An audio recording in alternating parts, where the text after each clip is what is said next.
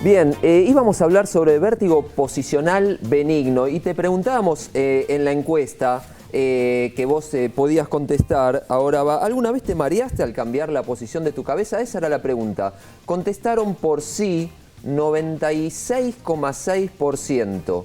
O sea, de 100 personas, casi 97 dijeron que sí, que se marean. Y por un no, un 3,4%. Muy poquitas personas. Por eso es que entonces la invitamos a la doctora, que ya es una amiga de la casa, para que nos cuente por qué es esto del mareo. ¿A qué se refiere con esto de levanto y me mareo? ¿Por qué se produce? Hola, ¿cómo estás? ¿Qué tal? Gracias por invitarme. No. Bueno, vamos a dar dos conceptos muy importantes. Primero, definir qué es mareo y después qué es vértigo. Son dos cosas distintas. Son dos cosas distintas. Primero son síntomas, no son enfermedades. Si nosotros acá en el estudio preguntásemos si alguna vez se mareó a alguna de las personas que están, seguro que nos dirían que sí. Y seguro que cuando les preguntamos qué es lo que sienten, dirían, cada uno lo explicaría de diferentes maneras. Mientras que el vértigo es un proceso donde el paciente siente que él gira o que las cosas le giran. Y esto es muy importante porque el mareo se puede producir tanto por enfermedades clínicas, por ejemplo, que un paciente le baje el azúcar en sangre, que un paciente tenga fiebre, que tenga hipotensión o que tenga una enfermedad neurológica como la enfermedad de Parkinson. O sea, es muy amplio. Y cuando yo le pregunto a un paciente, el paciente me dice, estoy mareado. A ver, contame qué es estar mareado. Muchos me dicen cosas distintas. Exacto, esto que estamos hablando. Los pacientes, cuando uno dice, estoy mareado, puede decir, dar un espectro muy amplio. Un ejemplo es, hace muchos años en el hospital, a un paciente le pregunté, me dice, tengo mareos, lo cual se abre este espectro tan amplio, es muy complicado. Y bueno, decime qué sentís cuando tenés mareos. ¿Qué me explica el paciente? Que él tenía 3 tipos de mareos. Uno, que tenía mareo cuando estaba en las alturas. Esto es la acrofobia. No tiene nada que ver con el vértigo. Lo segundo es que tenía agua en el cerebro. Lo cual, todos tenemos agua en el cerebro, pero es medio raro que sintamos que tenemos agua en el cerebro. Pero él lo definía así. Y el tercero, que le flameaban las piernas. O sea, que le flameaban las piernas. Con lo cual, en un mismo paciente es bastante complicado. Con esto quiero decir que cuando el paciente va a la consulta y dice que está mareado, es muy importante que el médico trate de entender lo que le está pasando al paciente y que el paciente explique con sus palabras qué es lo que siente, que no diga la palabra mareo. A ver, como si yo fuera un nene de 6 años, explícame qué es. Exacto, explícame qué es lo que sentís. Y después nosotros haremos el diagnóstico correspondiente o dividiremos a qué corresponde. Con respecto al vértigo, es la sensación de giro, pero cuando un paciente tiene vértigo, ya el problema va a ser exclusivamente neurológico o otorrinolaringológico neurológico, neurootológico. Entonces, acá tenemos un esquema sobre el oído. Nosotros tenemos lo que sería 3 oídos. Uno que es el oído externo, es el que se llena de cera, claro, que no produce... Es el pabellón y este lugar, tubito que se llena de cera. Exactamente. Que esto no produce vértigo, lo que puede producir es oído tapado, perdí la audición, zumbidos. Las otitis externas, otitis de pileta son ahí. Luego tenemos el oído medio, donde se producen las otitis o donde se producen algunos otros procesos como la otoesclerosis. Estos huesecillos se funden, no se mueven y entonces hay un trastorno en la conducción del sonido. Los famosos yunque, estribo y martillo. Exacto. Es en este lugar donde se junta moco en los chicos que están con mucho moco, con catarro y se infecta y se produce la otitis media, la que necesita antibiótico. Perfecto. Ahora vamos adentro. Y luego tenemos el oído interno. El oído interno tiene 2 partes. Una que es la cóclea, que la gente lo conoce como caracol, que es para escuchar, y otra que es, ustedes están viendo acá esta estructura, que son como canales, y son canales semicirculares, así se llaman, con otra estructura abajo, que es el órgano otolítico.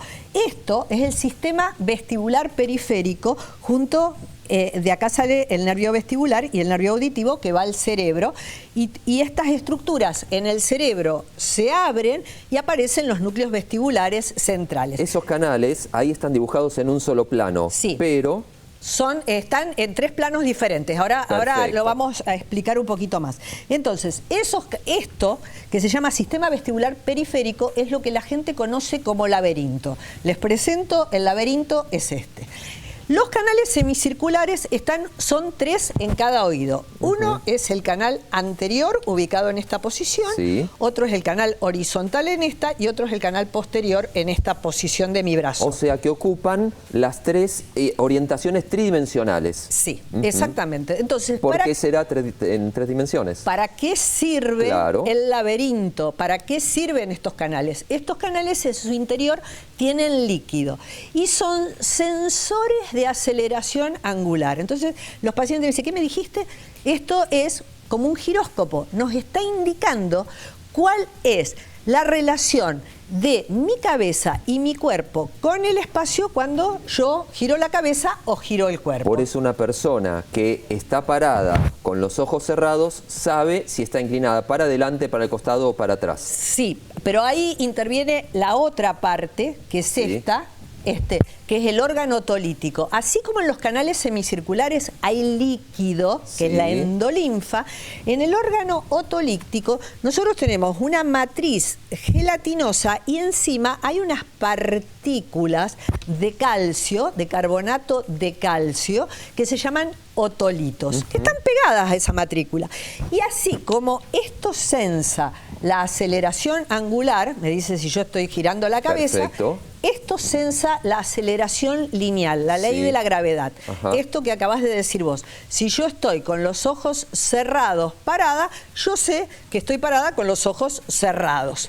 A ver, cuando yo construyo algo en mi casa, tengo el nivel. El nivel es una herramienta que tiene líquido y tiene una burbujita. La burbujita está inclinada, me dice que esta mesa no está derecha. Exacto. ¿Es algo similar? Es algo similar. Bueno, ¿qué sucede a veces? Nosotros, el tema específico de hoy era el vértigo posicional paroxístico benigno o vértigo posicional recurrente. ¿Qué quiere decir paroxístico? Paroxístico es que viene en brotes, ¿de acuerdo? De repente me aparece. De repente me aparece. Entonces, ¿qué es lo que nos cuentan los pacientes? Y quiero hacer una aclaración porque esto se presenta en todas las edades. Vos como pediatra lo debes ver, los adolescentes, los adultos jóvenes. Después serán las causas diferentes, pero se presenta en todas las edades. Y el síntoma va a ser exactamente el mismo. Entonces, el ejemplo es un señor que se fue a afeitar o una señora que fue a buscar algo en la alacena o que se fueron a acostar o se levantaron o giraron en la cama. Sí. ¿Qué tienen? Tienen mareos. Y cuando uno dice, ¿pero qué es el mareo? Contame qué es. Entonces, el mareo es la sensación de giro, que el mundo les empieza a dar vuelta, algunos a gran velocidad, otros a menos velocidad, una vez que hicieron el movimiento. Literalmente ven que las cosas todo giran. le gira, todo le gira. ¿Cuánto dura ese episodio? Los pacientes van a decir mucho, pero mucho puede ser menos de un minuto, más de un minuto, horas o días. En el vértigo posicional específico es menos de un minuto. El paciente puede tener la sensación de muerte, la sensación de que esto le duró horas, se puede acompañar de náuseas y vómitos. Si se queda quieto en esa posición, supongamos que yo hice esto y fui a buscar algo, fui a mirar las luces, me empezó a dar todo vuelta. Si yo me quedo quieta en la posición en la que estoy, me está dando todo vuelta, en menos de un minuto esto para. Para volver a la posición primaria yo tengo que hacerlo muy lento porque si no voy a mantener de nuevo el síntoma. Entonces, ¿qué sucede? Esto se va a acompañar, dura menos de un minuto, se puede acompañar de náuseas, vómitos, transpiración y diarreas, y lo importante para determinar si el problema está en el oído interno o si el problema ya está en el nervio auditivo o en el sistema nervioso central es hacer una muy buena evaluación neurológica. Hay una situación que es muy común, que es la persona que está acostada en la cama, se levanta de golpe y se marea. no es esta. Sí, es esta. Pero la hipotensión ortostática... No, sí, claro. Pero para eso nos tenemos que revisar a los pacientes. Claro. Pero muchas veces los pacientes cuentan lo mismo y tienen una hipotensión ortostática. Claro, por eso la hipotensión ortostática es la persona que está acostada o sentada, se para de golpe, no por movimiento de la cabeza, sino que directamente se para, siente que empieza a transpirar frío, que el corazón le late más rápido, se acomoda la presión arterial, se queda así agarrado y se le pasa rápido. Esto es movimiento de la cabeza. Esto es movimiento de la cabeza y también cuando los pacientes giran el cuerpo, porque en general giran agarran la cabeza. En la otra dimensión. Exactamente. El laberinto. Claro, porque cada uno de estos canales va a actuar en diferentes planos, como decíamos hoy. Ahora, llegado hecho el diagnóstico, ¿esto tiene un tratamiento? Sí. ¿Es algo que tiene que aprender a convivir la persona? No, sí tiene un tratamiento y el tema es, primero, ¿por qué se produce esto? Porque estas partículas de calcio que estaban en el órgano otolítico se salen de su lugar. Y entonces, como vos explicaste lo del nivel, se desnivelan los platillos de la balanza. Le mandan una información al cerebro que por ahí no es real. Exacto, porque van a caer algunos de estos canales semicirculares, esas partículas de calcio. Esto es un proceso mecánico. Van a caer algunos de esos canales semicirculares, entonces estos canales ya dejan de actuar como sensores de aceleración angular y pasan a actuar diferente. Entonces los pacientes ahí tienen todo el proceso de vértigo. ¿Qué hacemos nosotros? Le hacemos el diagnóstico para ver si esto es un proceso del oído o un proceso del sistema nervioso central a través de un registro de los movimientos oculares que recién lo estaban pasando en pantalla. Y una vez que tenemos el diagnóstico, esto, como es un proceso mecánico, no necesita medicamentos. Nosotros tenemos que hacer una serie de maniobras para que estas partículas microscópicas volverlas a reubicar en su lugar. Como esos jueguitos que tienen los chicos. Sí, que las de la bolita que hay que hacer despacito. Me pongo muy nervioso con eso. Nunca me salen. Bueno, nosotros no nos ponemos demasiado nerviosos cuando hacemos esto porque es una maniobra rápida y le acomodamos los otolitos a los pacientes, en los cuales el 80% de los pacientes queda asintomático a las primeras 24 horas. Pero un paciente que esto le ocurre, yo voy al médico, me acomoda los otolitos. Sí, tal cual. Está buenísimo eso, acomodate los otolitos. Me acomoda los otolitos, después me puede volver a pasar. Sí, entonces tengo que tener una educación de qué cosas hacer y no hacer para que me ocurra. Bueno, el tema es, primero, ¿por qué se produce esto? En el 50% de los pacientes no lo sabemos. En el otro 50% puede ser en relación a pacientes migrañosos, a golpes en la cabeza y después ya causas más complejas como pueden ser tumores en el nervio auditivo o en el sistema nervioso central. Por eso es tan importante la evaluación neurológica del paciente. De cualquier forma, el vértigo posicional paroxístico benigno, o sea, por la salida de otocoñas, es el más frecuente de todos. Ahora, cuando nosotros hacemos la encuesta, el 96 y pico % de las personas les pasó esto. ¿Quiere decir que el vértigo paroxístico benigno es así de frecuente o hay una distorsión en la sensación de lo que es el mareo en sí? Lo que pasa que los pacientes ahí contestaron si habían sufrido vértigos o mareos y no saben cuál es la diferencia. Probablemente eso esté mezclado, pero es importante saber que tanto el vértigo como el mareo es la segunda causa de consulta en neurología. La primera es el dolor de cabeza, la segunda son los pacientes con vértigos y mareos. Y dentro de aquellos pacientes, ahora que ya los dividimos, ¿no?, que tienen vértigo, el vértigo posicional recurrente, benigno, que es y que se soluciona muy rápidamente en el consultorio o al lado de la cama del paciente, es el más frecuente de todos. ¿Hay alguna edad determinada en la que esto suele aparecer? El grupo etario aparece en todas las edades, más o menos entre los 40 y 50, 60 años es el grupo más frecuente. ¿Y hay incidencia familiar o de hermanos? Mi papá tuvo, mi hermano tuvo. No, lo que pasa que es muy, muy frecuente el vértigo posicional. Ahora, ¿hay alguna enfermedad, más que nada del oído o neurológica, que predisponga que uno pueda llegar a sufrir esto? No, digamos, está más predispuesto aquel paciente que haya tenido un traumatismo de cráneo o, por ejemplo, los pacientes pacientes con hipotiroidismo, aunque estén bien tratados, los pacientes con migrañas. Entonces ahí, si nosotros determinamos que esto es, por ejemplo, por un hipotiroidismo o que es por una migraña, vamos a hacer un tratamiento preventivo. Una vez que nosotros le acomodamos los otolitos al paciente, el paciente y está sintomático, tiene que hacer su vida absolutamente normal. ¿Y las cosas que tiene que evitar a partir de ahí, cuáles son entonces? No, ninguna. Tiene que hacer su vida normal. Nosotros por unos días le decimos cuáles son las cosas que no puede hacer. Los pacientes que tienen vértigo, nosotros les damos un díptico, los mismos que los que tienen mareos, con todos los cuidados y prevenciones. Porque la gente cree que puede hacer cualquier cosa y no puede. Por ejemplo, un paciente que tenga un vértigo posicional, ahora se acaba de ir el verano, que se levantó con vértigo, se levantó de la cama, tuvo vértigo y como hacía mucho calor se tiró de cabeza a la pileta de natación. Sí. Una cosa es que nos dé el vértigo en la cama y otra cosa es que nos dé el vértigo en una pileta de natación nadando o en el agua, porque nos podemos ahogar. Entonces, nosotros le damos todas las pautas a los pacientes de lo que pueden hacer o no. Como esto se va a repetir en el tiempo, el 25% de los pacientes, si hoy un paciente tuvo vértigo, el 25% dentro del primer año lo repite.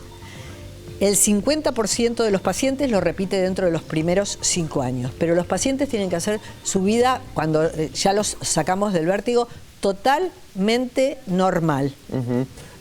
¿Y otras causas de vértigo fuera del vértigo paroxístico benigno, cuáles son?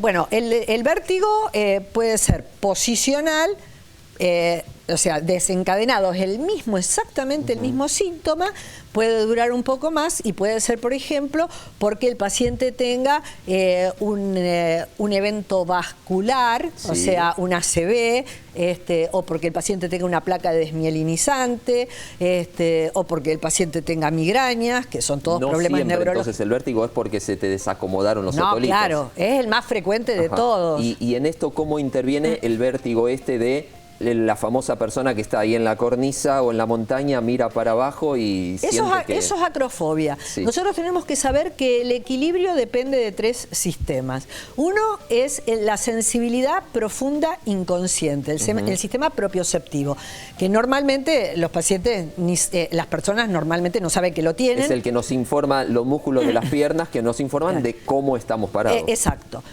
Otro es la visión. Perfecto. Cualquiera ve que una persona que tiene trastornos en la agudeza visual o los pacientes ciegos, bueno, van a tener más inestabilidad. Y finalmente, y el más importante sería de los 3, es el sistema vestibular. Periférico, que es lo que hablamos recién del laberinto, y central. Las informaciones del sistema propioceptivo, del sistema visual y del sistema vestibular, esa información tiene que llegar toda junta a la misma velocidad a nuestro sistema nervioso central.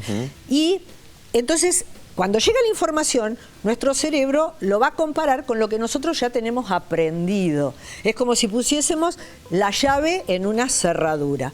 Ahí pasa directamente la información y estamos hermosos, paraditos, sin problema. Cuando hay acrofobia, hay una alteración en cómo llega la información visual con la propioceptiva y la visual, y entonces aparece esta sensación de desequilibrio, mareo, y que los pacientes dicen... Y esto es lo que pasa también en la cinetosis. Cuando los chicos vomitan, van en el auto, la información que el cuerpo va hacia adelante, pero miran por la ventanilla y las cosas pasan de izquierda a derecha o derecha a izquierda. Bueno, esto le pasa también a los pacientes cuando van en el subte o cuando se sientan en contra del movimiento. Total, por eso estos pacientes sería bueno que tomen esas conductas a la hora de viajar también, ¿no? No, sí, por supuesto, pero digamos, el paciente con un vértigo posicional, el problema es en el momento del vértigo. Por ejemplo, durante el día los pacientes se pueden levantar y todo les giró, se quedan quietos, se les pasa, y después durante el día, ¿qué dice el paciente? Estoy abombado. No, es muy raro que tengan vértigo durante el día. Lo van a volver a tener cuando se van a acostar. Si no nos vamos al corte, me van a dar vértigo de los golpes ganar. Nos acomodamos los otolitos y volvemos en el próximo bloque respondiendo todas las preguntas. Una paciente me dijo...